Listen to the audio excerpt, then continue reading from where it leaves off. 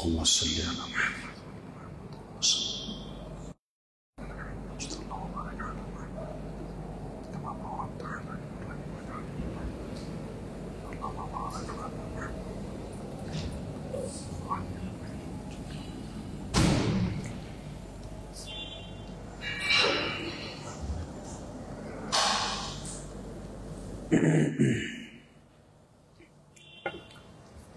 الحمد لله نحمده ونستعينه ونستغفره ونؤمن به ونتوكل عليه ونعوذ بالله من شرور أنفسنا ومن سيئات أعمالنا من يهده الله فلا مضل له ومن يضلله فلا هادي له وأشهد أن لا إله إلا الله وحده لا شريك له وأشهد أن محمدا عبده ورسوله الذي أرسله بالحق بشيرا ونذيرا وداعيا إلى الله بإذنه وسراجا وقمرا منيرا فقد قال الله تعالى في كلامه المجيد أعوذ بالله من الشيطان الرجيم بسم الله الرحمن الرحيم أمهاتكم لا تعلمون شيئا وجعل لكم السمع والأبصار قال النبي صلى الله عليه وسلم أكثر الذكر هادم اللذات يعني الموت মুআজ্জাজ মুহতারাম অধিকারে মুসল্লিয়ান ইজম, সকল প্রশংসা রব্বুল আলামিনের জন্য, যে রব্বুল আলামিন আমাদেরকে অন্যান্য জুমুআর সালাতের খুতবার মতন আজকেও জুমুআর সালাতে অংশগ্রহণ করার জন্য তৌফিক দিয়েছেন। সে মহামনিব রব্বে করিম আল্লাহ সুবহানাহু ওয়া তাআলার শুকরিয়া জ্ঞাপন করে বলছি আলহামদুলিল্লাহ। অগণিত অফুরন্ত শতকোটি দরুদ অবতীর্ণ হোক আমাদের সকলের প্রিয় নবী মুহাব্বতের রাসূল মুআজ্জাম রাসূলুল্লাহ সাল্লাল্লাহু আলাইহি ওয়াসাল্লামের উপরে। আমি যে আজকের বিষয়টা আলোচনা করব,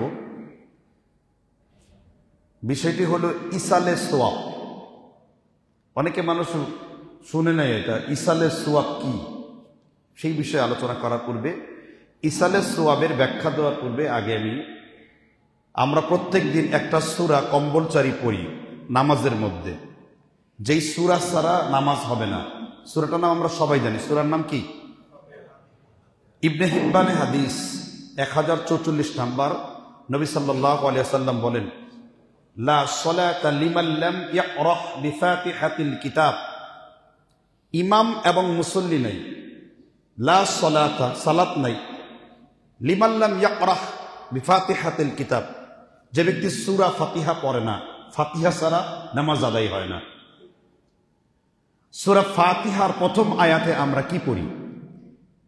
আলহামদুলিল্লাহি রাব্বিল আলামিন পড়ি কিনা? আমরা পড়েই যাচ্ছি বছরের পর বছর, মাসের পর মাস, কিন্তু এই আয়াতের অর্থ বা এই আয়াতের অন্তর্নিহিত তাৎপর্য এটা আমার অন্তরের মধ্যে কখনো প্রবেশ করায় নাই। অনুবাদ কি? আলহামদুলিল্লাহি রাব্বিল আলামিন। সমস্ত প্রশংসা কার জন্য? আল্লাহর জন্য। বিষয়টা এরকম না।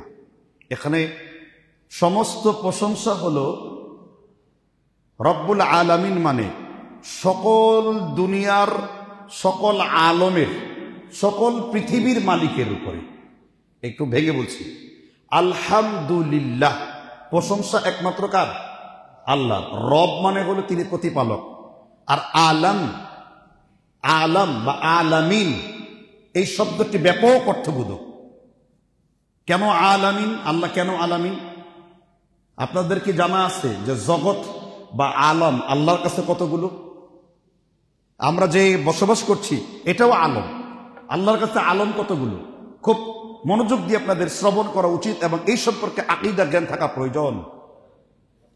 আল্লাহর কাছে আলম, আলাম শব্দের অর্থ হলো জগৎ। আলাম শব্দের অর্থ কি? জগৎ। আবার বলছি, আমরা যে বলি আলহামদুলিল্লাহ রব্বিল আলামিন, এই আলাম শব্দের অর্থ হলো কি? জগৎ। জগৎ কয়েকটা জগৎ আছে, এক একটা জগৎ আমি বলি। আপনার আর আমার, আমরা এখন কয় নাম্বার জগতে বসবাস করছি আমরা বলতে পারলাম না। আমরা এই মুহূর্তে 3 নাম্বার জগতে বসবাস করতেছি। আমরা এর আগে আরো 2টা জগৎ ছেড়ে এসেছি। আমাদের প্রথম জগতের নাম কি ছিল? আল্লামা ইমাম আলুসি বাগদাদি তাফসিরে রুহুল মানিতে আলোচনা করেছেন। আমাদের প্রথম জগতের নাম ছিল আলামে আরওয়াহ, রুহের জগৎ। কিসের জগৎ? আমাদের প্রথম জগৎ আমরা যে অতিবাহিত করছি সেই জগৎটার নাম কিসের জগৎ ছিল? আলামে আরওয়াহ, অর্থাৎ রুহের জগৎ। আমরা কিসের জগৎ অতিক্রান্ত করছি? রুহের জগৎ। রুহের জগৎ এ সম্পর্কে আমাদের অনেকের আইডিয়া থাকতেও পারে, নাও পারে। রুহের জগতে আমি ছিলাম, আপনি ছিলেন, সকল নবীরা ছিল।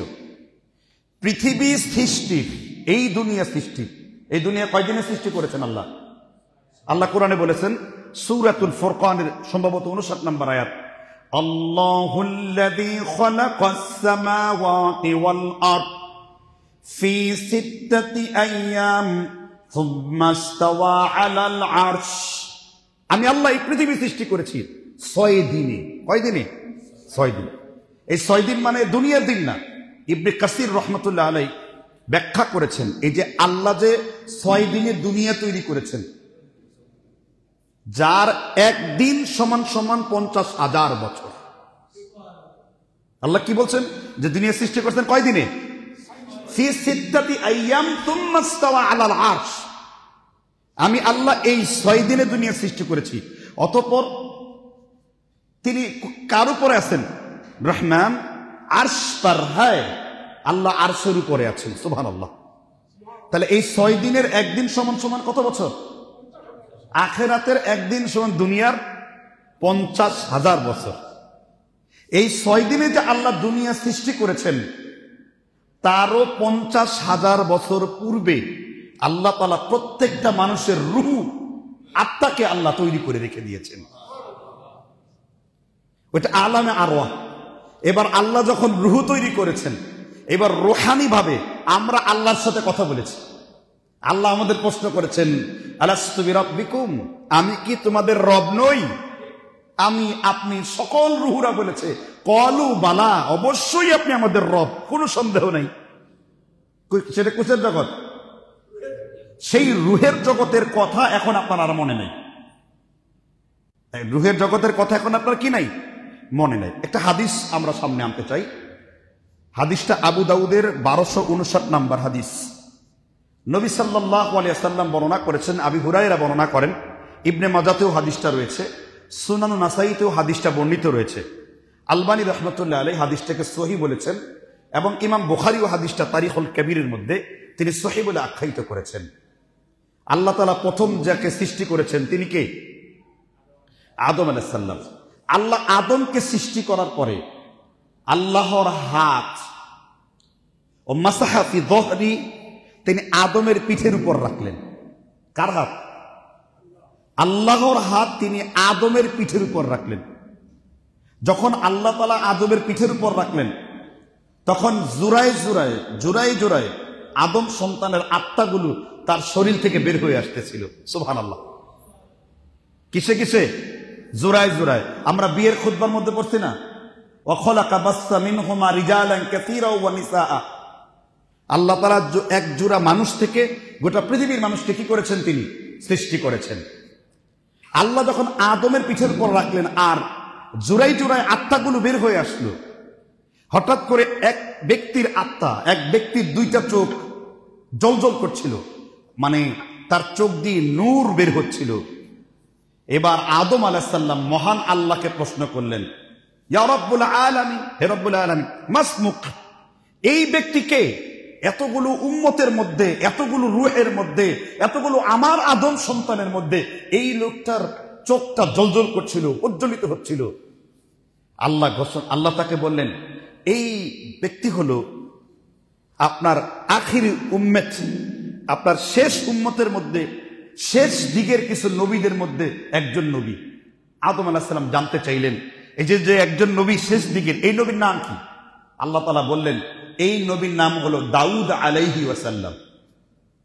এরপরে আল্লাহ তাআলাকে আদম প্রশ্ন করেন, কেমন উমরুক, এই লোকের বয়স কত হবে? এই আমার যে পুত্র, আমার যে শেষ দিকের এই উম্মত আসবে, আমার শেষ দিকের যে একজন নবী পয়গম্বর আসবে, তার বয়স কত হবে?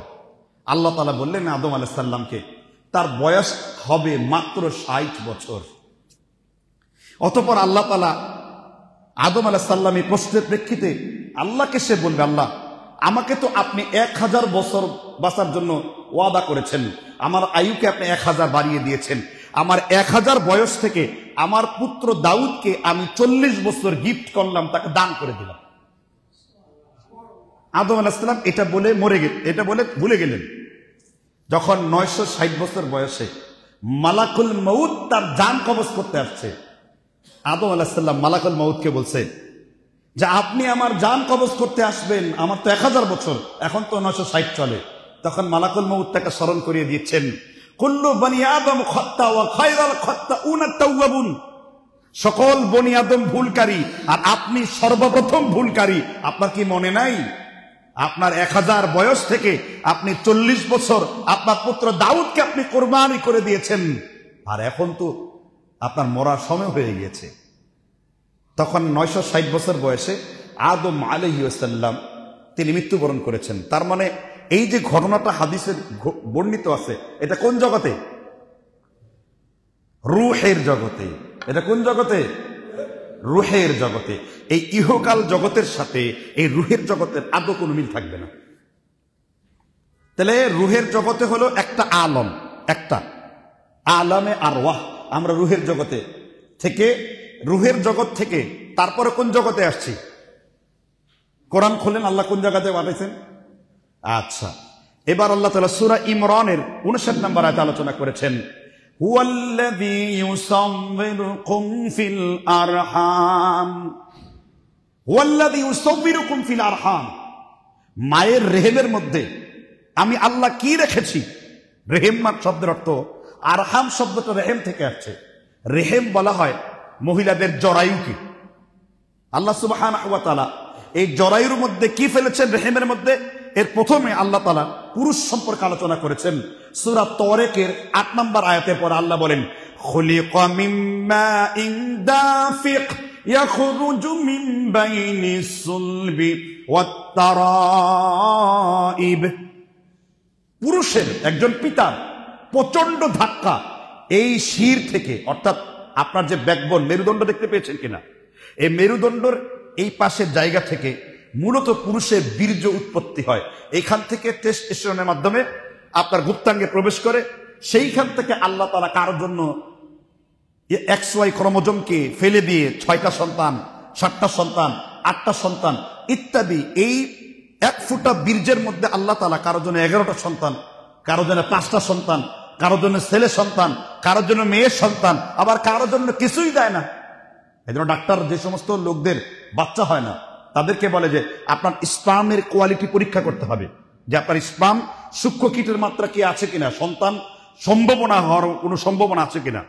যদি সেই পুরুষের না থাকে তাহলে ওই পুরুষকে বন্দা পুরুষ বলা হয়, ওই পুরুষের সন্তান হওয়ার কোনো সম্ভাবনা নাই। এই বীর্যটা, এই বীর্য থেকে আল্লাহ তাআলা আপনাকে তৈরি করলেন। বীর্য ফেলবার পরে বীর্য থেকে কি করেন? যেমন কোরআনে আল্লাহ তাআলা প্রথম 5টি আয়াত আলোচনা করেছেন, ইকরা বিসমি রাব্বিকাল্লাযী খালাক খালাকাল ইনসানা মিন আলাক, আল্লাহ তাআলা একটি রক্তপিণ্ড তৈরি করলেন বীর্য থেকে। কয়েক মাস, 1 মাস 2 মাস 3 মাস অতিক্রান্ত হওয়ার পরে এটা আলাক হলো। কি হলো? আলাকাতান। তারপরে আলাক থেকে আল্লাহ কি তৈরি করলেন? মুদগা। যখন রক্তপিণ্ড থেকে এরপরে আপনার মুদগা তৈরি হলো, এরপরে মুদগার মধ্যে গুস্তপিণ্ড তৈরি করলেন আল্লাহ। তাহলে প্রথমে ছিলেন রক্তপিণ্ড, এরপরে কি দিলেন আল্লাহ? গুস্তের পিণ্ড। এরপরে গুস্তটাকে আপনার বুঝার জন্য মায়ের পেটে যখন আপনার সময় হয়েছে 4 মাস বয়স। কয় মাস বয়স? 4 মাস বয়স। অতঃপর একজন ফেরেশতাকে আপনার বাচ্চার বা আপনার পেটের মধ্যে প্রবেশ করে দেওয়া হয়। সেই ফেরেশতাকে 4 মাস অতিক্রান্ত হওয়ার পরে সেই ফেরেশতা আল্লাহর পক্ষ থেকে একটা রূহ ওই বাচ্চাটার মধ্যে ফুঁকে দেন ফেরেশতারা, সুবহানাল্লাহ। এরপরে আপনার আস্তে আস্তে কি তৈরি করা দরকার? এখন চোখ তৈরি করা দরকার, কান তৈরি করা দরকার, এবার আপনার অবয়ব তৈরি করা দরকার। আল্লাহ এই আলোচনাটাই সূরা নাহল এবং সূরাতুল আনআমের 86 নম্বর আয়াতের মধ্যে বলেছেন, উম্মাহাতুকুম লা তা'লামুনা শাইআন ওয়া জাআলা লাকুমুস সামআ ওয়াল আবসার। তোমাদের মায়ের পেটে তোমাদের কিছুই ছিল না, আমি আল্লাহ তোমাদের চোখ দিয়েছি, আমি আল্লাহ তোমাদেরকে শোনার জন্য, শ্রবণ শক্তির জন্য কান দিয়েছি। অতঃপর আমি তোমার মায়ের পেটের মধ্যে আমি আল্লাহ তোমাকে লালন পালন করেছি। এরপরে আপনি যেন মাতৃগর্ভে কোনো কিছু খেতে না পারেন, আপনার মধ্যে আল্লাহ অসংখ্য কিছু রগ তৈরি করে দিলেন, যে রগটা একেবারে মায়ের নারীর সাথে, পালসের সাথে জড়ানো রয়েছে। মা যখন খাচ্ছে ওই রগের মাধ্যমে আল্লাহ তাআলা সুষম প্রক্রিয়াতে মায়ের মাতৃভূণে আপনাকে আল্লাহ তাআলা মায়ের পেটে ডে বাই ডে লালন পালন করছেন। কারোর জন্য 9 মাস, কারোর জন্য 10 মাস, সর্বোচ্চ 10 দিন। এর মধ্যে আপনি পৃথিবীতে আসলেন। এই যে আপনি এতটা সময় মায়ের পেটের জগতে ছিলেন, এখানে কোনো ব্যক্তি কি বলতে পারবেন যে আমি মায়ের পেটে কেমন ছিলাম? ওই রুহের জগতের কথা মায়ের পেটের জগতে কি নাই? মনে নাই। এখন মায়ের পেটের কথা আপনি বর্তমান 3য় স্টেপে আছেন। কয়টা স্টেপ? 3য় স্টেপ। এই 3য় স্টেপটাকে বলা হয় আলাম। এই জন্যই আল্লাহ বলেছেন আলহামদুলিল্লাহি রব্বিল আলামিন, তিনি জগৎ সমূহের প্রতিপালক। অতঃপর যখন আপনি পৃথিবীতে আসছেন, এই একটা জগতের সাথে আরেকটা জগতের কোনো মিল নাই। এখন আপনি আপনার যে জীবন, আপনার যে হায়াত, আপনাদের রুহের উপর আল্লাহ জীবন দিয়েছেন, এটা সব থেকে ফিতনার সমান। এবং যতগুলো জগৎ রয়েছে এইটা হলো সব থেকে বড় ফিতনার সমান। কেননা রুহের জগতের একটা জীবন, মায়ের পেটে একটা জীবন। কয়টা জীবন পাইলেন? এখন আপনি 3য় জীবনে আছেন, ঠিক না? ঠিক। এখন এই জীবনের জন্য আল্লাহ আপনাকে কিছু আদেশ নির্দেশ করেছেন। সূরা জারিয়াতে 56 নম্বর আয়াতে আল্লাহ বলেছেন, ওয়ামা খালাকতুল জিন্না ওয়াল ইনসা ইল্লা লিয়াবুদুন। আমি জিন এবং মানুষকে just for the worship, just for the almighty Allah আপনাকে দাসত্বের জন্য তৈরি করেছে, একমাত্র আল্লাহর ফরমাবরদারি করার জন্য।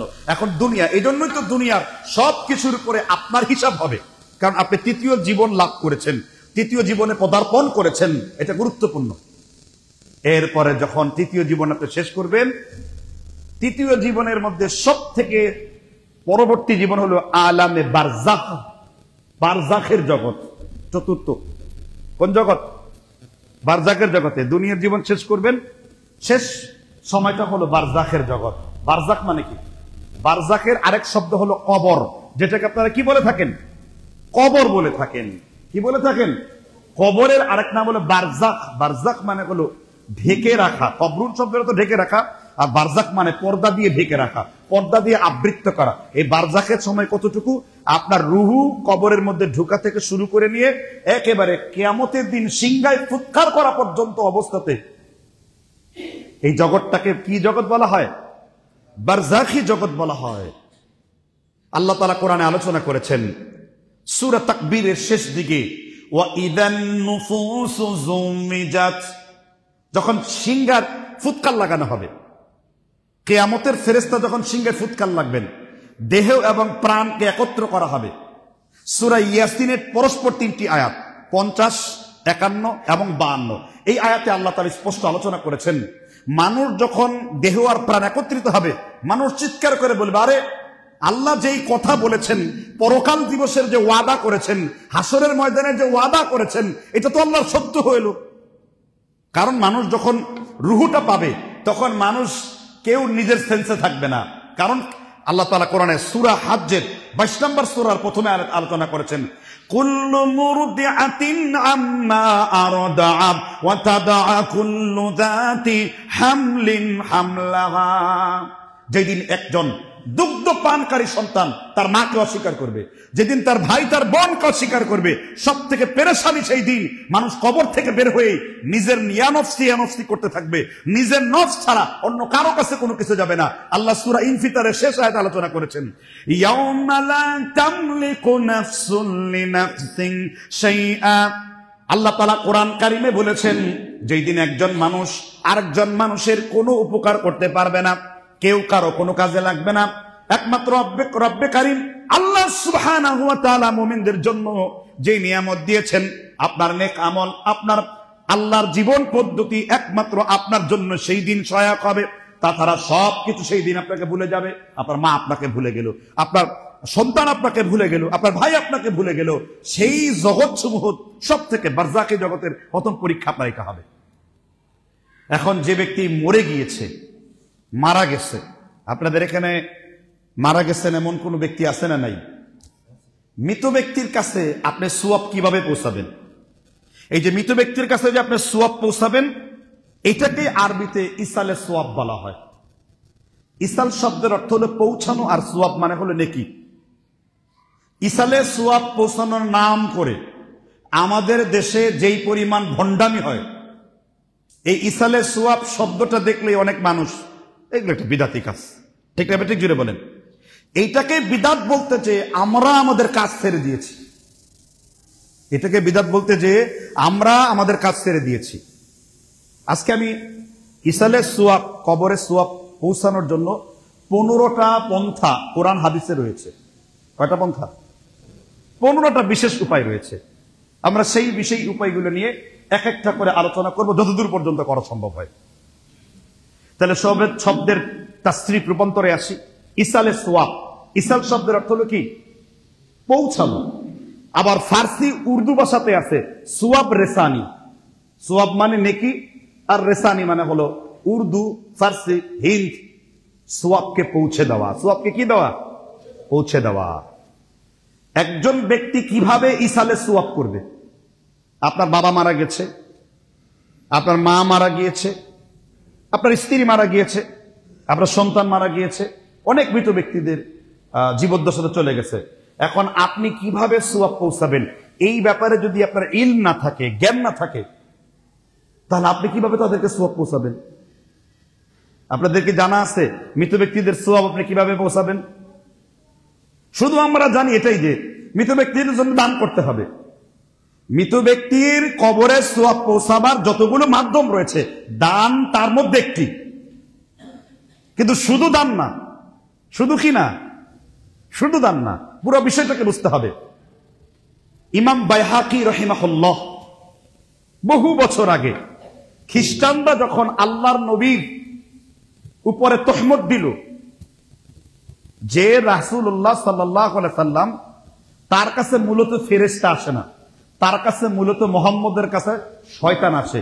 কারণ বুখারী শরীফের কিতাবুল ওয়াহী অধ্যায়ে হাদিস রয়েছে, সিলসিলাতুল জারসুল, ঘন্টার শব্দতে ওহী নিয়ে জিবরিল আলাইহিস সালাম রাসূলুল্লাহ সাল্লাল্লাহু আলাইহি ওয়াসাল্লাম সামনে উপস্থিত হয়েছেন। তখন খ্রিস্টানরা বলল, বাদ্যযন্ত্র যেহেতু শয়তানের প্রতীক, এই জন্য মুহাম্মদের কাছে জিবরিল আসে না, মুহাম্মদের কাছে ইবলিস শয়তান আসে। এটার খণ্ডন করার জন্য ইমাম বাইহাকি রাহমাতুল্লাহ আলাইহি শত বছর আগে, 1200-1300 বছর আগে তিনি একটি কিতাব রচনা করেছেন, দালাইলুন নবুওয়াত, নবুয়তির প্রমাণপঞ্জি। সুবহানাল্লাহি ওয়া বিহামদিহি। তিনি ওখানে 14টা পয়েন্ট উল্লেখ করেছেন। ইমাম ইবনুল কাইয়িম জাওজি কিতাবুর রূহের মধ্যে তিনি 14টা পয়েন্ট উল্লেখ করেছেন। শাইখুল ইসলাম ইবনে তাইমিয়া তিনি তার বিখ্যাত কিতাব আকীদা ওয়া সিতিয়ার মধ্যে তিনি বিষয়ে আলোচনা করেছেন।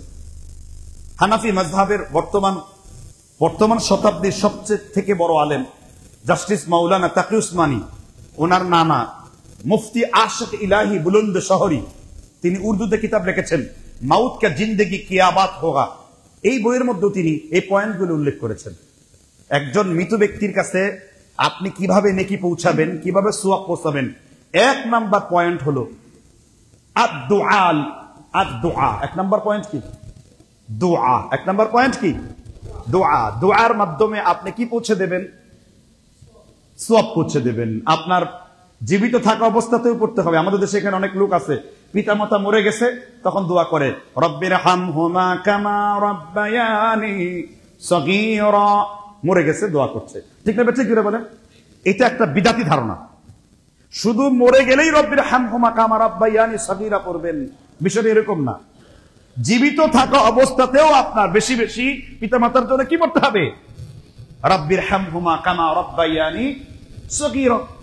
জীবিত থাকা অবস্থায় তো পড়বেন, আবার মৃত্যুর পরেও আপনি এই দোয়া তার জন্য পড়তে পারেন, রব্বির হামহুমা কামা রাব্বায়ানি সগীরা। তাহলে মৃত ব্যক্তির কবরে ইসালের সওয়াব, কবরে সওয়াব পৌঁছানোর প্রথম মাধ্যম কি? দোয়া। প্রথম মাধ্যম কি? দোয়া। এখন দোয়া কেন করব? তিরমিজি শরীফের হাদিস 181 নাম্বার। এই হাদিসের সনদে ইবনে লাহিয়া রয়েছেন। ইবনে লাহিয়া যখন 4 জন আব্দুল্লাহ থেকে হাদিস বর্ণনা করেন, তার হাদিস সহিহ হওয়ার আলামত। আমি এই হাদিসের তাহকিক তাখরিজে যাব না। নবী সাল্লাল্লাহু আলাইহি ওয়াসাল্লাম বলেন যে নিঃসন্দেহে দুআ ওয়াল মুখুল ইবাদা, দোয়া হলো ইবাদতের মগজ। দোয়া হলো ইবাদতের কি? মগজ। ইমাম ইবনুল মুবারক রহমতুল্লাহ আলাইহি তিনি দুয়ার ব্যাপারে আলোচনা করতে যেয়ে বলেছেন, দোয়া আপনার করলে উপকার হলো, মুমিনের দোয়া আল্লাহ কখনো ফেলে দেবেন না। কেননা আল্লাহ ওয়াদা করেছেন, রব্বানা তাকাব্বাল দুআ। আল্লাহ মুমিনদের দোয়া কি করেন? কবুল করেন। যদি এই দুনিয়াতে আপনার দোয়া কবুল নাও হয়, মৃত্যুর পরের জিন্দেগিতে আপনার দোয়া কবুল হবেই হবে, কোনো সন্দেহ নেই। মুমিনের দোয়া কখনো, এই জন্যই কিতাবুল আজগারের মধ্যে ইমামে নববী রাহমাতুল্লাহ আলাইহি বলেছেন, নিঃসন্দেহে ইন্না দুআ যুন্না, দোয়া হলো ঢাল, শয়তানের বিরুদ্ধে বিরাট বড় ঢাল। দোয়া হলো এমন এক আত্মরক্ষার অস্ত্র, আর এমন একটা গোপন অস্ত্র যেটা একজন মুমিন বুঝতে পারে না। এই জন্য যখন মৃত ব্যক্তি মারা যাবে, তার জন্য বেশি বেশি কি করতে হবে? দোয়া করতে হবে। এর প্রমাণ রয়েছে সহিহ বুখারীর বাবু যাকাতের 2049 নম্বর হাদিস। সাহাবী আবি আওফা রাদিয়াল্লাহু আন, তার পিতা মৃত্যুবরণ করেছেন। নবী সাল্লাল্লাহু আলাইহি ওয়াসাল্লামের কাছে তিনি সামান্য কিছু দান করেছেন দোয়া চাওয়ার জন্য। কি চাওয়ার জন্য? হে আল্লাহর নবী, আপনি আমার পিতার জন্য দোয়া করেন। রাসূল দোয়া করলেন, বারাকাল্লাহু লাকা ফি আহলিক ওয়া মালিক। আল্লাহ তার আহলের উপর বরকত দান করুক, তার মাল সামানের উপর আল্লাহ বরকত দান করুক। এই জন্য মৃত ব্যক্তির জন্য সবচেয়ে শ্রেষ্ঠ কাজ হলো জীবিত ব্যক্তির জন্য তার জন্য বেশি করে কি করা? দোয়া করা। দোয়া করালেই আপনার সেখানে পৌঁছে যাবে। দোয়া এমন একটা অস্ত্র। আবার কখনো কখনো দোয়া করেছেন, সেই দোয়া 100 বছর পরে আল্লাহ কবুল করতে পারে। কখনো কখনো দোয়া করেছেন, দোয়ার বরকতে আল্লাহ আপনাকে সুন্দর সন্তান দান করতে পারেন। দোয়া কি করা উচিত না আপনাদের? আল্লাহ তাআলা দোয়ার কথা বলেছেন জাকারিয়া আলাইহিস সালাম। তাফসীরে জারীর তাবারিতে আল্লামা জারীর তাবারি রাহিমাহুল্লাহ উল্লেখ করেছেন, জাকারিয়ার বয়স তখন প্রায় 92 প্লাস, 92, 94, 96, 95 বছর বয়স্ক। তিনি দোয়া করতেছেন, ইন্নী ওয়াহনাল আযমু মিন্নী ওয়াশতাআলার রাসু শাইবা ওয়া লাম আকুম বিদুআইকা রাব্বি শাকিয়া। হে আল্লাহ, আমি বৃদ্ধ হয়ে গেছি, আমার হাড্ডিগুলো নরম হয়ে গেছে, আমার চুল দাড়ি সাদায় শুভ্রতা হয়ে গেছে, আপনি আল্লাহ আমাকে একটা পুত্র সন্তান দান করেন। 86 বছর বয়সের 96 বছর বৃদ্ধর দোয়া আল্লাহ কবুল করে নিয়েছেন। বলে, জাকারিয়া যাও, তোমাকে আমি একটা সন্তানের সুসংবাদ দিলাম। তোমার স্ত্রী তো বন্ধা, তুমি যদি আগে ঘোষণা না দাও তাহলে লোকেরা এটা নিয়ে চোখ টিপি দিতে পারে, টিকা টিপ্পনি কাটতে পারে, কারণ তোমার স্ত্রীর সন্তান হওয়ার কোনো সম্ভাবনা 96, আর সেও তো প্রায় 90 এর কাছাকাছি বয়স্ক মহিলা। তখন আল্লাহ তাআলার পক্ষ থেকে ঘোষণা হলো, জাকারিয়া তোমার দোয়া আল্লাহ পছন্দ করেছেন। আল্লাহ জাকারিয়াকে ইয়াহইয়া নামের একজন সন্তানের সুসংবাদ দিয়ে দিয়েছেন। দোয়া মৃত ব্যক্তির জন্য কি করতে হবে? দোয়া করতে হবে। আজকে এখানে যারা বসে আছেন, যারা আপনার পিতামাতা বা আপনার নিকটাত্মীয় মারা গেছেন, দোয়া করবেন। আজকে তিনটা স্পেশাল দুয়ার কবুলের মুহূর্ত রয়েছে, সুবহানাল্লাহ বলেন। এক, জিয়াউদ্দিন মাকদাসি রাদিয়াল্লাহু আনহু হাদিস বর্ণনা করেছেন। এই হাদিসটি ইমাম মহিউদ্দিন আদিব তারগিব ও তারহিবের 1444 নম্বরে শুআইব আর নাউদ আল মিশরি আল হানাফি এবং আবুল ফাতা গুদ্দা আল হানাফি তারা হাদিসটাকে সহিহ বলেছেন। যেহেতু হানাফি মাযহাবের কাছ থেকে কোনো হাদিস সহিহ পাওয়া মানে আমাবস্যার রাত্রে পূর্ণিমার উদয় হওয়া, আলবানীর তাহকিকের আর কোনো প্রয়োজন নেই এখানে। এই হাদিস যেহেতু সহিহ, রাসূলুল্লাহ সাল্লাল্লাহু আলাইহি ওয়াসাল্লাম বলেন, ইন্নাদ দুআ লা ইউরাদ্দুন বাইনাল আযানি ওয়াল ইকামা, আযান থেকে শুরু করে ইকামত পর্যন্ত এতটুকু সময় তোমরা যেই দোয়া করবে আল্লাহ তাআলা ওই দোয়া তোমার জন্য ফেলে দেবেন না।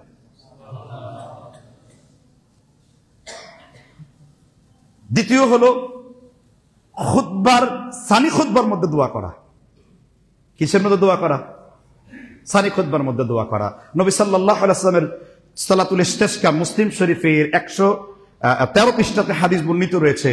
রাসূলুল্লাহ সাল্লাল্লাহু আলাইহি ওয়াসাল্লাম বসে আছেন খুতবার মিম্বারে, একজন লোক এসে বলল, ইয়া বেদুইন গ্রামবাসী বলল, ইয়া রাসূলুল্লাহ হালাকতু মালি হালাকতু মাশি, আমার গবাদি পশু ধ্বংস হোক, আমি নিজে ধ্বংস হয়ে দেই। কেন?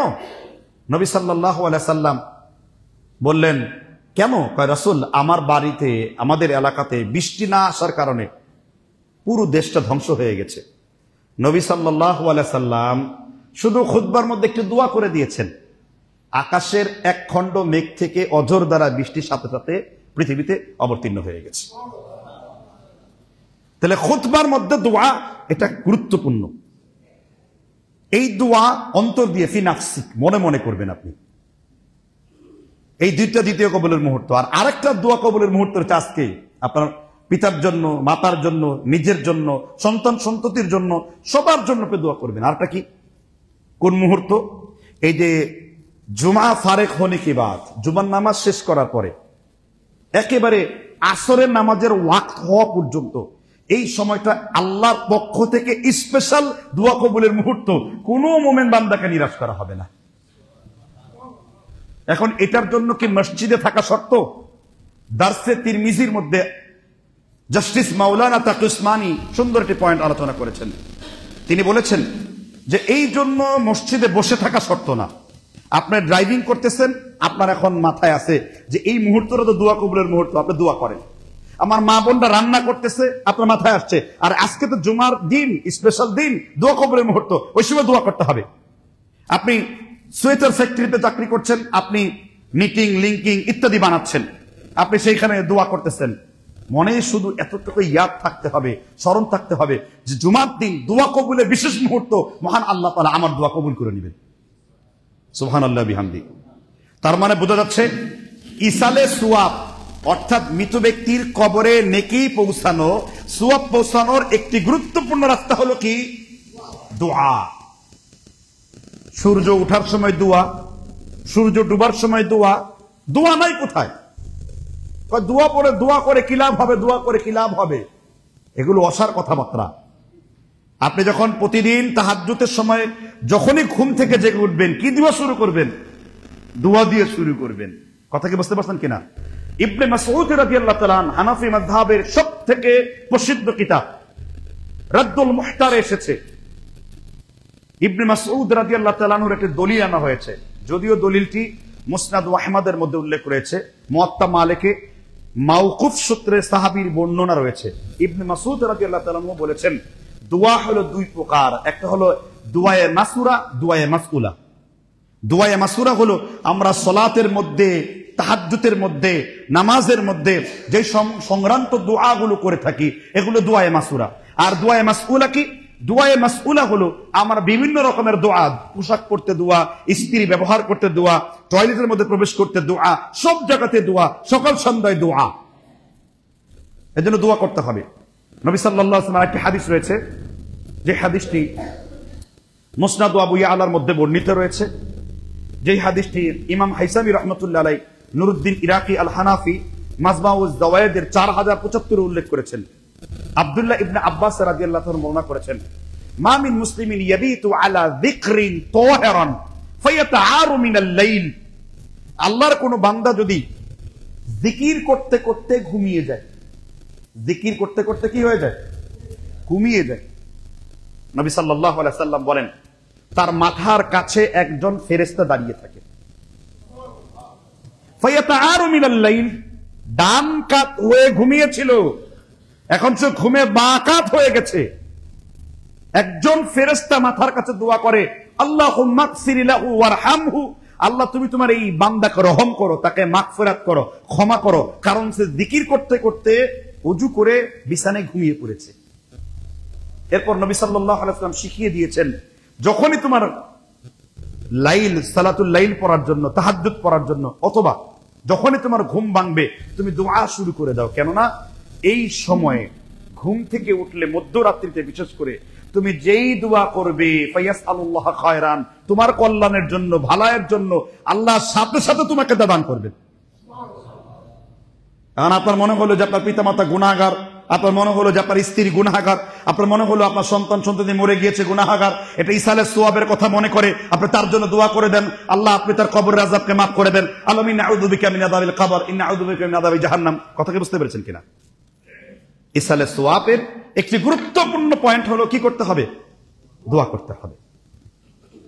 2 নাম্বার ইসালের সোয়াব, অর্থাৎ মৃত ব্যক্তির কাছে সোয়াব পৌঁছাবার 2 নাম্বার মাধ্যম হলো সাদাকা। কি বলছি? সাদাকা। সাদাকা করতে হবে।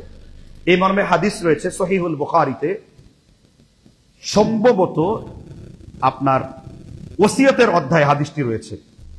নবী সাল্লাল্লাহু আলাইহি ওয়াসাল্লামের সাহাবা ইবনে আব্বাস রাদিয়াল্লাহু তাআলা বর্ণনা করেছেন, বিখ্যাত সাহাবী সাদ ইবনে উবাদা, তিনি বললেন রাসূলুল্লাহ সাল্লাল্লাহু আলাইহি ওয়াসাল্লামকে, হে আল্লাহর রাসূল, আমার উম্মতের আমার মা যখন মৃত্যুবরণ করে, ইন্না উম্মি, আমার মা যখন মৃত্যুবরণ করে, তার ওফাতের সময় যখন চলে আসে, আমি তো আনতা গায়ব, আমি সেখানে উপস্থিত ছিলাম না।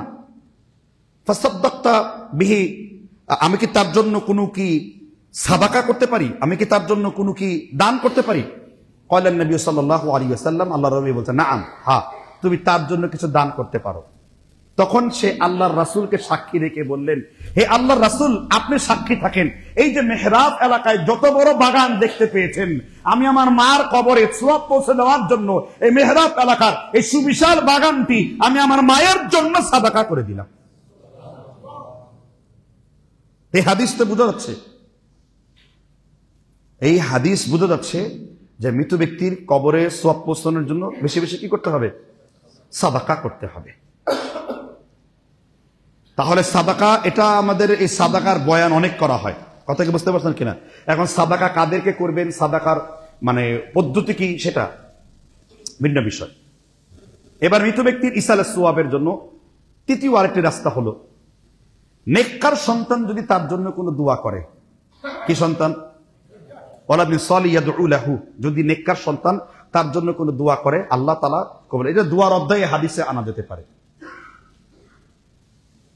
মানুষ যখন মরে যায়, এই হাদিস অনেকবার এখানে আলোচনা হয়েছে, ইদা মাতাল ইনসান, মানুষ যখন মরে যায় সকল আমলের দরজা আল্লাহ বন্ধ করেন, ইল্লা মিন সালাসা, কয়টা ছাড়া?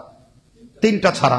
এর মধ্যে একটি হলো ওই ইলম, ওই নাফে ইলম, ওই উপকারী ইলম যা সে অর্জন করেছে। মুর্দা ব্যক্তি যদি এই পৃথিবীতে ইলমের বাতি জ্বলিয়ে যান, কিসের বাতি? ইলমের বাতি, কোরআন সুন্নাহর বাতি, এটা যদি জ্বলিয়ে যান, এবং ওই মুর্দা ব্যক্তি যদি আলেম হন, ফকিহ হন, উলামা হন, তোলাবা হন, কিংবা দ্বীনের মুহিব্বিন হন, মৃত্যুর পরেও তিনি যতজন ছাত্রকে ইলম শিখাবেন, ইরবাজ বিন সারিয়াতা রাদিয়াল্লাহু তাআলা আনহু বর্ণনা করেছেন রিয়াদুস সালিহিনে, ইমাম নববী রাহিমাহুল্লাহ 753 নম্বর হাদিস, সহিহ মুসলিমে 73, রাসূলুল্লাহ সাল্লাল্লাহু আলাইহি ওয়াসাল্লাম বলেন, মান দাল্লা আলা খায়রিন ফালাহু মিথলু আজরি ফাইলি, যতক্ষণ পর্যন্ত একজন ব্যক্তি কোন কল্যাণের রাস্তা বনে যাবেন, যতজন লোক এই কল্যাণকর কাজটা করবে, সকল ব্যক্তির ইলমের সওয়াব তার আমলনামায় আল্লাহ যুক্ত করে দিবেন। এই জন্য মুর্দা ব্যক্তির ইসালের সোয়াবের জন্য নিজের রাস্তা চালু করতে হবে। ছেলেদেরকে আলেম বানাতে হবে, মেয়েদেরকে আলেমা বানাতে হবে, আলেমের মার্কাজ তৈরি করতে হবে, মাদ্রাসা নির্মাণ করতে হবে, হালাকা নির্মাণ করতে হবে, দাওয়া সেন্টার নির্মাণ করতে হবে।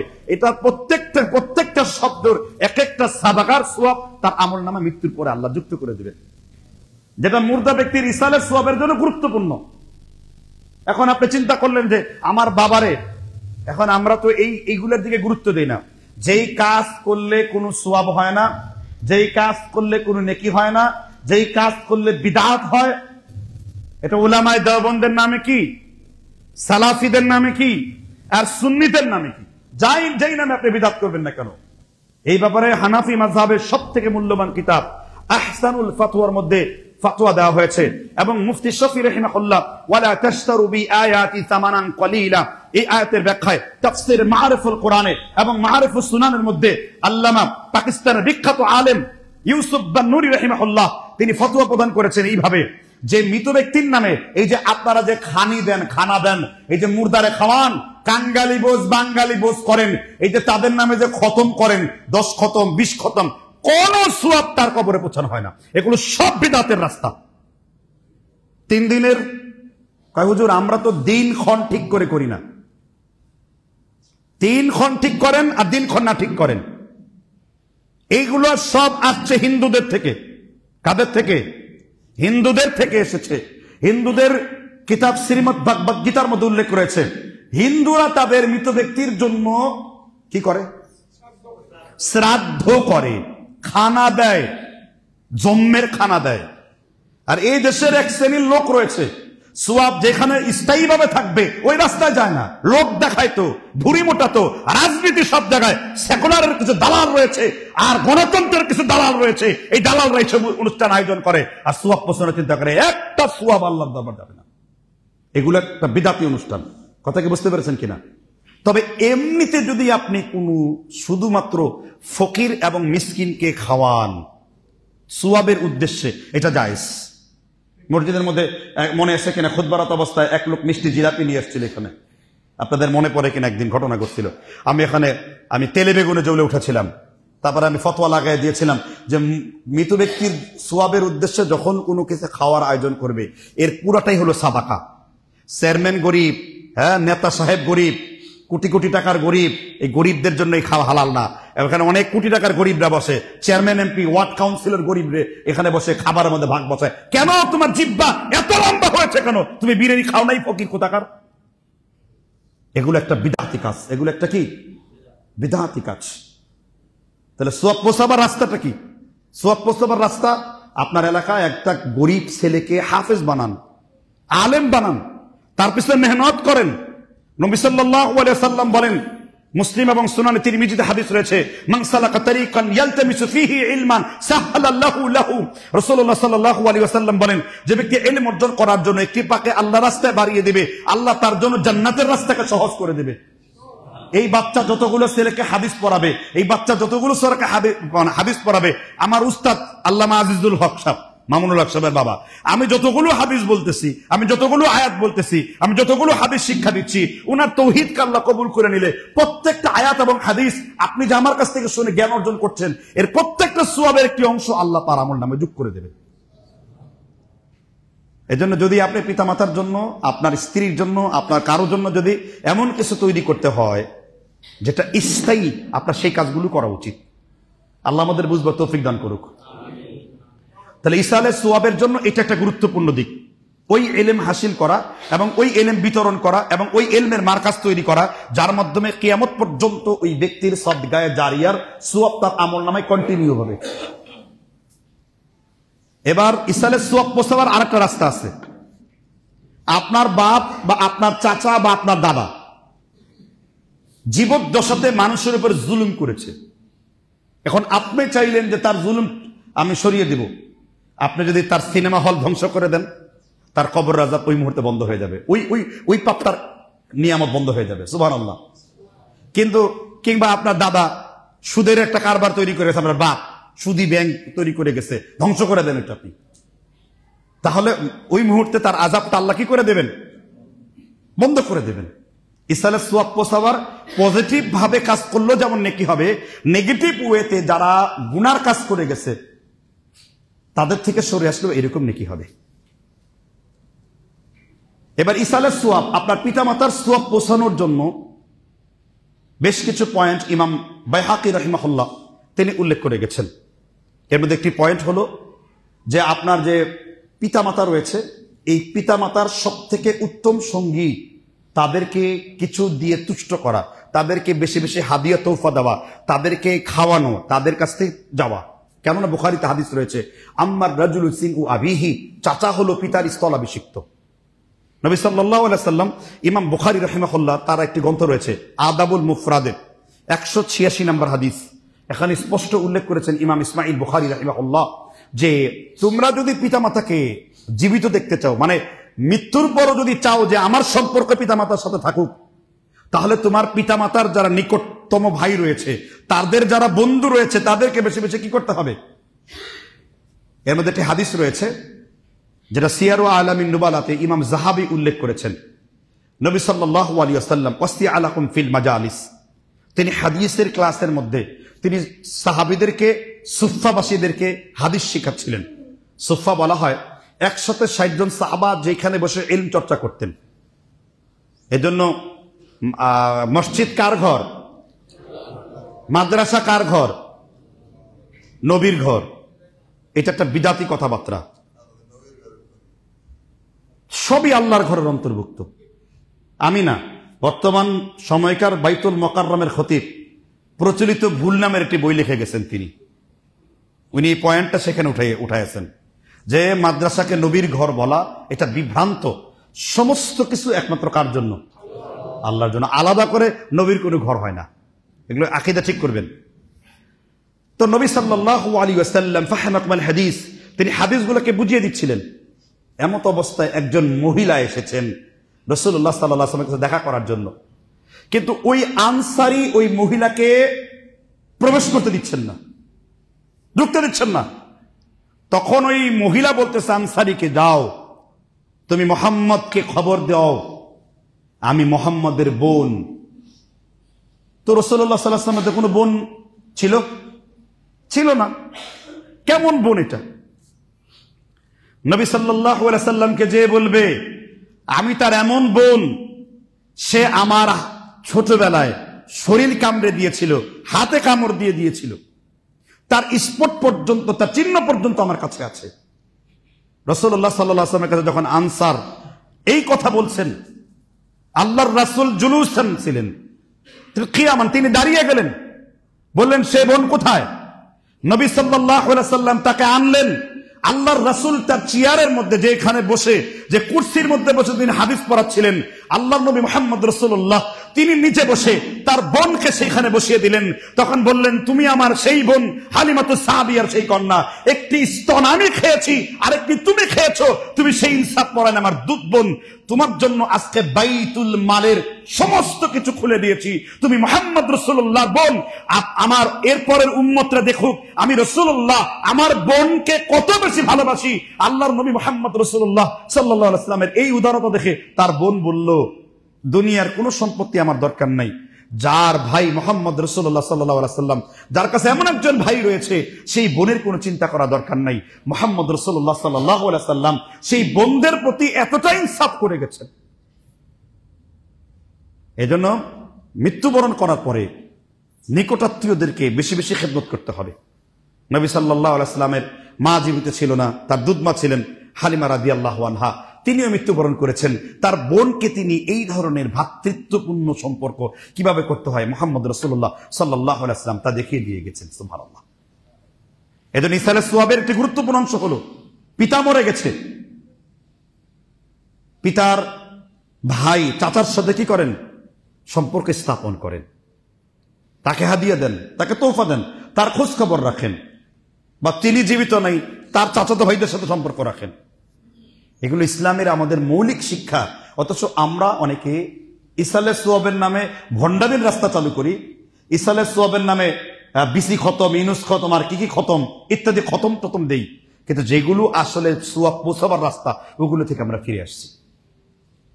আল্লাহ আমাদেরকে বুঝবার তৌফিক দান করুক। ইসালে সোয়াবের মধ্যে আরেকটি গুরুত্বপূর্ণ বিষয় হলো মুর্দা ব্যক্তির ওসিয়ত কমপ্লিট করা। ওসিয়তের মাধ্যমে, ওসিয়ত পুরা করার মাধ্যমে ইসালে সোয়াব। কি পুরা করার মাধ্যমে? ওসিয়ত। একটা মানুষ মারা গেলে 4টা হক তার রয়েছে। কয়টা হক বলতে পারবেন? সেই হকগুলা কি? বলতে তো পারবেন না। বলার মতো স্কোপ তো নাই, আমাদের নাই সমাজে এগুলা। 4টা হকের মধ্যে 1 নাম্বার হলো ওসিয়ত পূর্ণ করা। কি পূর্ণ করা?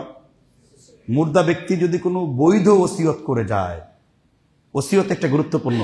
আল্লাহর নবী তার উম্মতের জন্য 103টি ওসিয়ত করে গেছেন, সুবহানাল্লাহ।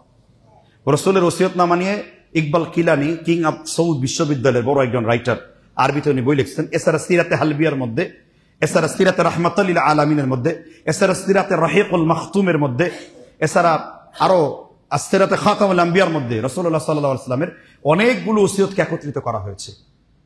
ওসিয়ত পূর্ণ করা মুর্দা ব্যক্তির 4টা হকের মধ্যে একটি হক হলো ওসিয়ত পূর্ণ করতে হবে। ওসিয়ত আছে না কোরআনে? লোকমান আলাইহিস সালাম তার ছেলেকে ওসিয়ত করছেন কি? ইয়া বুনাইয়া লা তুশরিক বিল্লাহ ইন্নাশ শিরকা লা যুলমুন আযীম। ইয়াকুব আলাইহিস সালাম তার সন্তান ইউসুফ সহ সকলকেই তিনি মৃত্যুর পূর্বে যখন তার মধ্যে ইয়াকিন মানে মৃত্যু আসলো, তখন তিনি তার সন্তানদেরকে ওসিয়ত করে যাচ্ছেন। এজন্য প্রত্যেক পিতার জীবিত অবস্থাতে ওসিয়ত করে যাওয়া ওয়াজিব। এটা মনে রাখেন কথাটা। প্রত্যেক পিতার জীবদ্দশাতে সন্তানদেরকে ডেকে এনে ওসিয়ত করে যাওয়া ওয়াজিব, অপরিহার্য। কথা কি বুঝতে পেরেছেন কিনা? মৃত ব্যক্তির যদি কোনো ওসিয়ত থাকে, তার ওসিয়ত কি করতে হবে?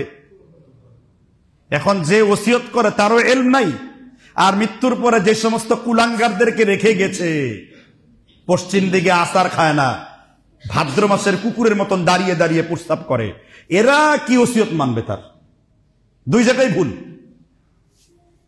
ওসিয়ত করে যেতে হবে, ওসিয়ত পুরো করতে হবে। নবী সাল্লাল্লাহু আলাইহি ওয়াসাল্লাম ওসিয়ত পুরো করে গেছেন। আনাস বিন মালিক বলেন, দিনটি ছিল সোমবার। আল্লাহর নবী সোমবার জন্মগ্রহণ করেছেন, সোমবার দিন কি মৃত্যুবরণ করেছেন। আমরা যে বলিতুল্লাহ, রাসূল যে জন্মগ্রহণ করেছেন সোমবার দিন, এই জন্য আমরা সোমবার দিন সিয়াম রাখি। সোমবার দিন এবং বৃহস্পতিবার দিন রোজা রাখা কি? রোজা রাখা কি? জোরে বলেন। সোম এবং বৃহস্পতিবার রোজা রাখা কি? ঢিলা মাসালা। ইমাম নববী বলেছেন, সোম এবং বৃহস্পতিবারে রোজা রাখা সুন্নতে মুআক্কাদা। এটা আদতে পরিণত করলে জুমহুরদের মত হলো এটা গুনার দিকে ইউটার্ন করতে পারে। তাকওয়ার মত হলো যে সোম এবং বৃহস্পতিবার দিন সিয়াম রাখতে হবে, কারণ নবী সাল্লাল্লাহু আলাইহি ওয়াসাল্লাম তার জীবদ্দশাতে, অধিকাংশ সাহাবারা তার জীবদ্দশাতে সোম এবং বৃহস্পতিবার দিন রোজা কখনো ছাড়েন নাই। কেন? এই 2টা দিন আল্লাহর কাছে কি করা হয়? হিসাব পেশ করা হয়। মাঝে মাঝে আপনি ছাড়লেন, তবে এটা আদাত, অভ্যাসে পরিণত করা যাবে না। আমার কাছে ইমাম নববী রাহিমাহুল্লাহর মুসলিম শরীফের এই তিনি যে সরা লিখেছেন, তার এই ব্যাখ্যাটা পছন্দ হয়েছে এবং উত্তম মনে হয়েছে। মনে রাখতে হবে, সোম এবং বৃহস্পতিবার দিন রোজা রাখা হলো সুন্নাহ না শুধু সুন্নতে? অবশ্যই সুন্নত। বেতেরের নামাজ সুন্নতে মুআক্কাদা, ফজরের নামাজ সুন্নতে, ঈদের নামাজ সুন্নতে। ওয়াজিব কিনা এই ইখতিলাফ পরে হানাফি মাযহাবের সাথে ওয়াজিব কিনা ইখতুল জিদের মধ্যে যে মতপার্থক্য আছে, সেগুলো পরে ইলমি আলোচনা করা যাবে। কিন্তু আপাতত সোম এবং বৃহস্পতিবার দিন। এই জন্য মৃত ব্যক্তির ওসিয়ত পরিপূর্ণ করে যেতে হবে। তবে ওসিয়তে যদি কোনো শিরিক, বিদআত, কবিরা গুনাহ, মাসিয়াত, গুনাহ থাকে, তার ওসিয়ত পরিপূর্ণ করা যাবে না। এই জন্য যে ব্যক্তি ওসিয়ত করবে তাকে অবশ্যই শরীয়তের ভালো, মানে তা'মুরুনা বিল মা'রুফ ওয়া তানহাউনা আনিল মুনকার, ভালো এবং মন্দ কাজের আদেশ নিষেধের প্রতি খেয়াল রেখে আপনাকে ওসিয়ত করতে হবে। আরেকটা দলিল রয়েছে, মিশকাতুল মাসাবিহ, কারামতে আউলিয়া অধ্যায়। আপনারা আশ্চর্য হবেন, মেশকাত কিন্তু আসলে কোনো হাদিসের কিতাব না। মেশকাত হলো সংকলিত কিতাব, অর্থাৎ অসংখ্য হাদিস থেকে একটা কিতাব মানে লেখা হয়েছে, যেটা সকল আলেমুল আমরা অল্প সময়ের মধ্যে বিষয়ভিত্তিক হাদিসের জ্ঞান পাবে। যেমন মাজমাউজ দাওয়ায়েত, এটা একটা সংকলিত কিতাব। জামিউল হাদিস, এটা একটা ইমাম সুয়ুতির, এটা একটা সংকলিত কিতাব। আমাদের এই জন্য কওমি মাদ্রাসার পাঠ্য বই মিশকাতুল মাসাবি, সালাফি কওমিরও পাঠ্য বই, আবার হানাফি মাযহাবের যে মাদ্রাসাগুলো রয়েছে দাওরায়ে হাদিসের আগে মেশকাত মানে একটা আলাদা জামাতি পড়ানো হয়। সেই মেশকাত একটা হাদিস রয়েছে, একজন সাহাবী, তিনি জুয়ান আর তার পিতাও সাহাবী, দুইজনই আল্লাহর কি হয় না, বাবাও সাহাবী হতে পারে, আবার সন্তান কি হতে পারে। আছে এরকম উদাহরণ আছে। আব্দুল্লাহ ইবনে ওমর রাদিয়াল্লাহু আনহু বরং ইলমে এবং আমলে তিনি ওমর ইবনে খাত্তাব রাদিয়াল্লাহু তাআলা আনহুর চেয়ে বড় আলেম ছিলেন। সুবহানাল্লাহ। তবে তাকওয়ার দিক থেকে অবশ্যই এবং মর্যাদার দিক থেকে অবশ্যই ওমর বিন খাত্তাবের তো কোনো বিকল্পই নেই। রাসূল তার কারবার বলে নাই যে আমার পরে কেউ যদি নবী হতো সে হতো ওমর। তিরমিজিতে হাসান হাদিস রয়েছে, আমার পরে কেউ যদি নবী হতো সে হতো কি ওমর। অনেকগুলো কারণ আছে। তো ওসিয়ত করছে এক সাহাবী যে আমি যদি মৃত্যুবরণ করি তাহলে তুমি আমার পরে তোমার ভাই বোনগুলোকে দেখিয়ে রেখো। ভাই বোনের সংখ্যাও প্রায় 12 থেকে 13 জন। বাবা ওফত যাওয়ার পরে আল্লাহর রাসূল এই সাহাবীকে বললেন যে তুমি একটা কম বয়স্ক মেয়েকে বিয়ে করো। আল্লাহর রাসূল বললেন, হে আল্লাহর রাসূল, আমি কম বয়সী মেয়েকে এই জন্য বিয়ে করব না কারণ সে আমার ভাই বোনগুলোকে লালন পালন করতে পারবে না, বরং আপনি আমার জন্য একটা বিধবা নারীকে দেখেন। আমি আমার পিতার ওসিয়ত রক্ষা করতে যে, আমি আমার ভাই বোনদেরকে লালন পালন করতে যে, আমি আমার সুখকে আল্লাহর রাস্তায় বলিদান করে দিয়েছি। নবী সাল্লাল্লাহু আলাইহি ওয়াসাল্লাম তাকে বলছেন তুমি কি অল্প বয়সকে কি বিয়ে করো, মেয়েকে বিয়ে করো। কিন্তু ভাই বোনদেরকে স্যাক্রিফাইস করতে চেয়ে তিনি কি করলেন না, কুমারী মেয়ে বিয়ে করলেন না। তিনি একজন বিবাহিত বিধবা পরিত্যক্তা স্ত্রীকে তিনি বিয়ে করতে চাইলেন। কেন? নিজের ভাই বোনের সুবিধার্থে। এই জন্য এই ধরনের ওসিয়ত আপনাকে পুরো করতে পারেন সর্বোচ্চ। এই ওসিয়ত গুলো উত্তম। এই জন্য আপনি ওসিয়ত করে যাবেন মৃত্যুর পরে যেন কোনো বেদাতি কাজ কারবার না হয়। মৃত্যুর পরে যেন মাইক দিয়ে বন মোরগ কিংবা বন খাটাসের মতো ডাকাডাকি না করা হয় মসজিদের মিম্বারে, এগুলো বলে যাবেন আপনারা। মৃত্যুর পরে যেন শোকের মাতমের নামে হাই মুজিব, হাই মুজিব, হাই জিয়া, হাই জিয়া, হাই হোসেন, হাই হোসেন, এগুলো যেন না হয়। নবী সাল্লাল্লাহু আলাইহি ওয়াসাল্লাম বলেছেন, মান দারাবাল খুদুদা শাক্কাল জুই ফালাইসা মিন্নি। যে ব্যক্তি মৃত মানুষকে পেয়ে বা কোনো কারণে শোকের মাতম করে এবং শোক প্রকাশে বাড়াবাড়ি করে, সে আমার উম্মত বলে পরিগণিত হবে না। শোককে নিয়ন্ত্রণ করতে হবে। মৃত ব্যক্তির জন্য আপনার এই কাজগুলো করা অপরিহার্য। ওসিয়ত পুরো করতে হবে, ওসিয়ত। এরপরে মৃত ব্যক্তির দাফন করতে হবে। এখন তো আপনারা টাকা দিয়ে একজনের দাফন করে দেন, তাই না? মৃত ব্যক্তির দাফন আপনারা আপনার বাবার দাফনের টাকা আপনি দেন, আপনার বোনের দাফনের টাকা আপনি দেন, ঠিক না বে ঠিক? কিন্তু শরীয়তের বিধান মোতাবেক যখনই মৃত্যুবরণ করে ও ওয়ারিসানের মালিক হয়ে যায়, এই যেগুলো একটা করে আসতেছে, তাকে দাফন করবেন, এটা আপনার দায়িত্ব। তৃতীয় হলো তার ওয়ারিসগুলোকে ঠিকমতো আদায় করবেন। কিগুলোকে? চতুর্থ হলো তার কাফফারাগুলোকে আদায় করতে হবে নিকটাত্মীয়র। কিরকম কাফফারা? বিশুদ্ধ মত হলো নামাজের কোনো কাফফারা নাই। নামাজের কোনো কি নাই? কাফফারা নাই।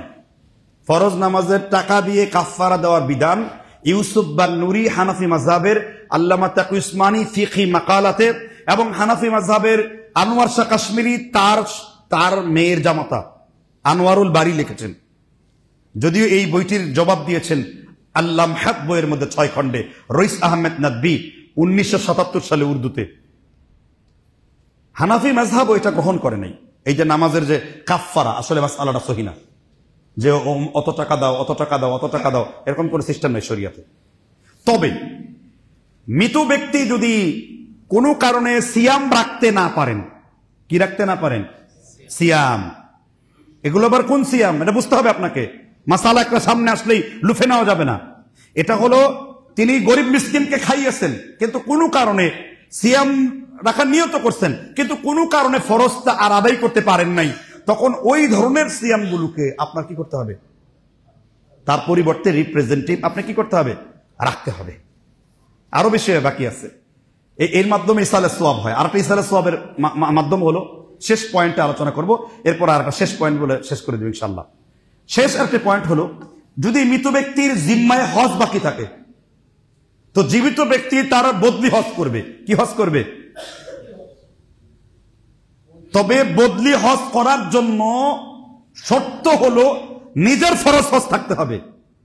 আমাদের দেশে ভাড়াটিয়া লোক পাওয়া যায়, দাদির কবর আরেকজন দিয়ে কান্দায়।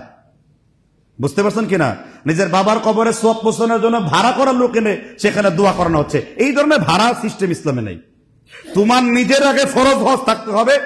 নিজের ফরজ হজ থাকলে তারপরে অন্য জনের কি করতে হবে? বদলি হজ করবে। দলিল রয়েছে ইবনে আব্বাস থেকে, দলিল 8টা দলিল রয়েছে হাদিসের কিতাবের মধ্যে। তো অনুমতি চাইছিলেন আল্লাহ রাসূলের কাছে একজন মহিলা, যে আমি কি, তুমি আগে নিজের হজ করো, তারপরে মাহরামার হজের জন্য তুমি চিন্তা করো, আগে নিজেরটা পূর্ণ করো। এই জন্য যদি আপনি কাফারা স্বরূপ কারো হজ করতে চান, ইসালের সোয়াব করতে চান, তাহলে অবশ্যই মৃত ব্যক্তির ফরজ হজ বাকি থাকলে করবেন। তবে আগে আপনার নিজের কি করতে হবে? নিজের হজ থাকতে হবে। মিস্টেক বুঝবেন না, হজ মানে উমরা না, কিন্তু উমরা আলাদা, হজ কি? উমরা নফল, হজ হলো কি? ফরজ।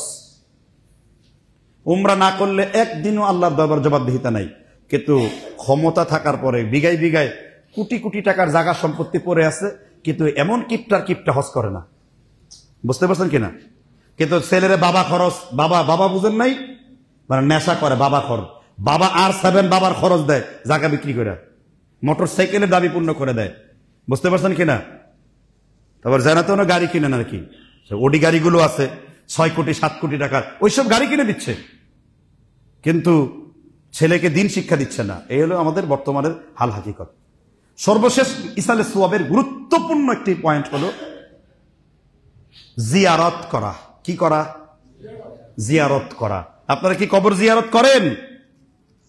আপনারা কখনো কবর জিয়ারত করতে যান? যায় না। আপনারা পিতামাতার কবর জিয়ারত করতে যান না, শাহজালালের কবর জিয়ারত করতে যান। আছে না? শাহজালালের উদ্দেশ্যে জিয়ারত ভ্রমণ করা হারাম। কিসের উদ্দেশ্যে? শাহ ওয়ালির মাজারের উদ্দেশ্যে ভ্রমণ করা হারাম। 3টি জায়গা ছাড়া জিয়ারত করা, মানে কবর জিয়ারত করা 3টি জায়গা হলো জিয়ারতের জায়গা। কয়টা জায়গা? এক, যে আকসা, কুদস, বাইতুল মাকদিস, যেটা আকসা মানে দূরবর্তী মসজিদ। বুঝতে পারছেন কিনা? আকসার সীমানে সমস্ত মসজিদ কি মসজিদ আকসা বলা হয়, শুধু নির্দিষ্ট না, এটা বুঝতে হবে বিষয়টা। 2 নম্বর হলো মসজিদে হারাম। 3 নম্বর, কারণ সেই সমস্ত মসজিদগুলো কিয়ামতের পূর্বেও ফিতনা আসবে না। রাসূল মুসলিম শরীফের 521 নম্বর হাদিস, ইন্নাল ইসলাম বাদাআ গরিবান ওয়া সায়াউদু কামা বাদাআ গরিবান হাত্তা ইয়ারুজ ইলা জুহরিহা। সাপ যেমন গর্তের মধ্যে ঢুকে পড়ে, কিয়ামতের পূর্বে 2 মসজিদের মধ্যে ঢুকে পড়বে ইসলাম। সুবহানাল্লাহি বিহামদিহি। মদিনা দাজ্জাল থেকে মুক্ত, দাজ্জালের প্রভাব থেকে মুক্ত। এগুলো ব্যাখ্যা আছে হাদিসের, এগুলো কোন কোন স্থাপনা আছে এগুলো সামনে যা চাচ্ছি না।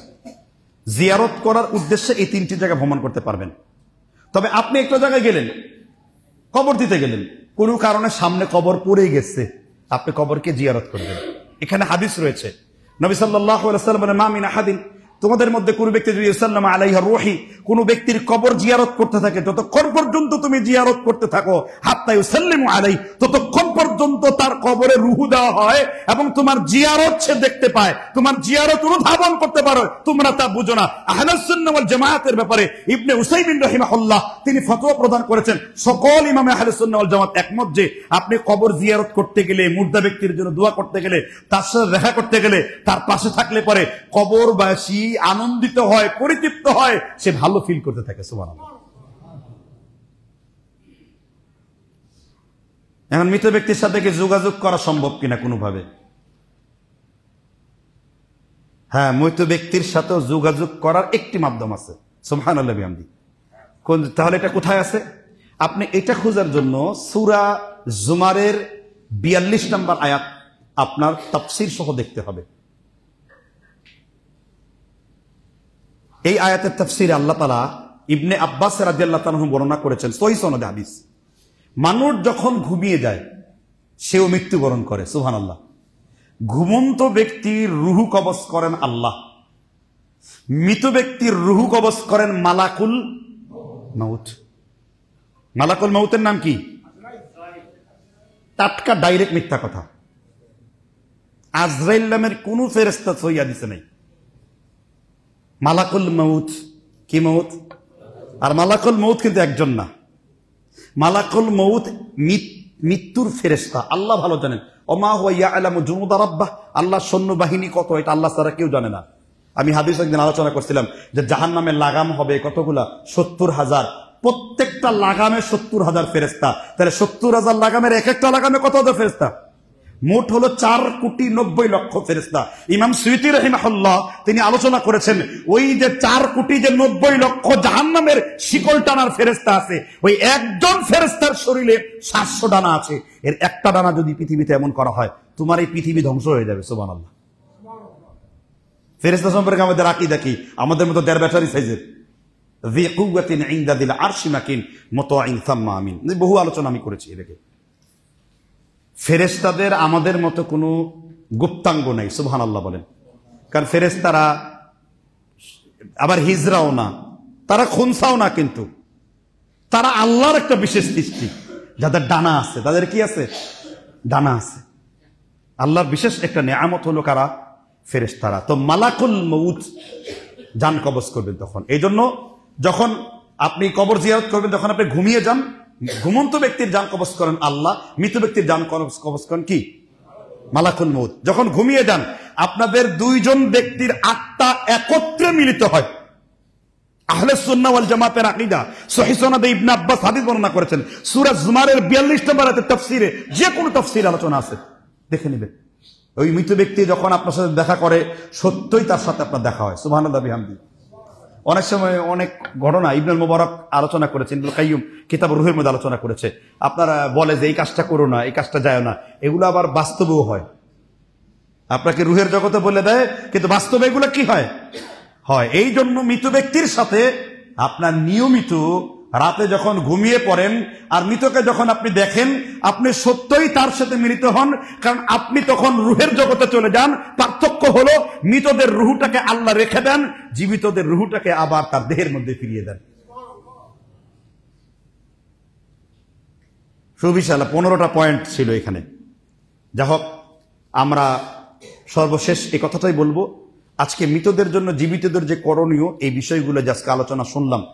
আল্লাহ তাআলা আমাদেরকে এই খুতবা থেকে মৃতদের জন্য বেশি বেশি দোয়া করার, সাদাকা করার, তাদের রেখে যাওয়া ভুল ত্রুটিগুলার কাফফারাগুলো, তাদের রেখে যাওয়া ওসিয়তগুলো, এবং তাদেরকে নিয়মিত আমরা জিয়ারতগুলো করব। তাহলে এইখানে আপনার কবরের মধ্যে এগুলোতে কি করে দেওয়া হবে? পৌঁছে দেওয়া হবে। এটাই হলো ইসালে সোয়াবের সঠিক তরিকা।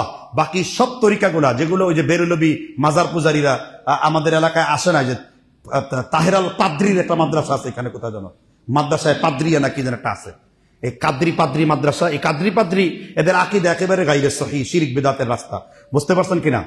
আল্লাহ তাআলা এই পাদ্রীদের হাত থেকে আমাদের রক্ষা করুন। এরা হলো মুসলিম, নাম বেশি পাদ্রী। আল্লাহ তাআলা এদের থেকে আমাদের হেফাজত করুন। আজ এ পর্যন্তই। ওয়া আখির দাওয়ানা আলহামদুলিল্লাহি রাব্বিল আলামিন।